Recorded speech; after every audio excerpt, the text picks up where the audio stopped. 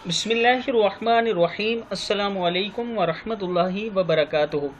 आबिद राजा channel की तरफ से आज मैं अपने दोस्तों को रसूलुल्लाह सल्लल्लाहु अलैहि वआलिहि वसल्लम का एक बहुत ही प्यारा फरमान बताऊंगा। उससे पहले मैं अपने तमाम दोस्तों से गुजारिश करूंगा कि इस वीडियो को आपने आगे ज़रूर शेयर करना है।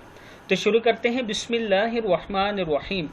हज़रत उस्मान बिन अफ़्फ़ान किसी कब्र पर खड़े होते तो इतना रोते कि इनकी दाढ़ी भीग जाती, तो इन्हें कहा जाता आप जन्नत और जहन्नम के ज़िक्र से नहीं रोते और इससे रोते हैं। तो वो फरमाते नबी अकरम सल्लल्लाहु अलैहि वआलिहि वसल्लम का फरमान है कि कब्र आखिरत की मनाजिल में से पहली मंजिल है। जो इससे निजात पा गया इसके लिए बाकी मनाजिल इसके लिए आसान हैं, अगर इससे ना बच सका तो इसके बाद वाली इससे भी सख्त हैं। नबी अकरम सल्लल्लाहु अलैहि वआलिहि वसल्लम का ये भी फरमान है कि मैंने कोई मंजर नहीं देखा मगर कब्र इससे भी ज़्यादा ख़तरनाक और घबराहट में डालने वाली है। किताबों के हवाले ये नीचे मौजूद हैं, आप देख सकते हैं। एक बार फिर सुन लें।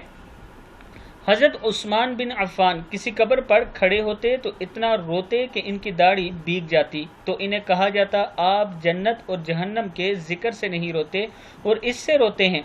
तो वो फरमाते नबी अकरम सल्लल्लाहु अलैहि वआलिहि वसल्लम का फरमान है कि कब्र आखिरत की मनाजिल में से पहली मंजिल है। जो इससे निजात पाएगा इसके लिए बाकी मनाजिल इसके लिए आसान है, और अगर इससे ना बच सका तो इसके बाद वाली इससे भी सख्त हैं। नबी अकरम सल्लल्लाहु अलैहि वआलिहि वसल्लम का ये भी फरमान है कि मैंने कोई मंजर नहीं देखा मगर कब्र इससे भी ज़्यादा ख़तरनाक और घबराहट में डालने वाली है। मैं अपने दोस्तों से गुजारिश करूंगा कि अल्लाह ताला से कब्र के अज़ाब से पनाह मांगा करें। अल्लाह ही है जो हमें कब्र के अज़ाब से बचा सकता है, और नमाज की पाबंदी किया करें। अस्सलामु अलैकुम वरहमतुल्लाहि वबरकातुहू।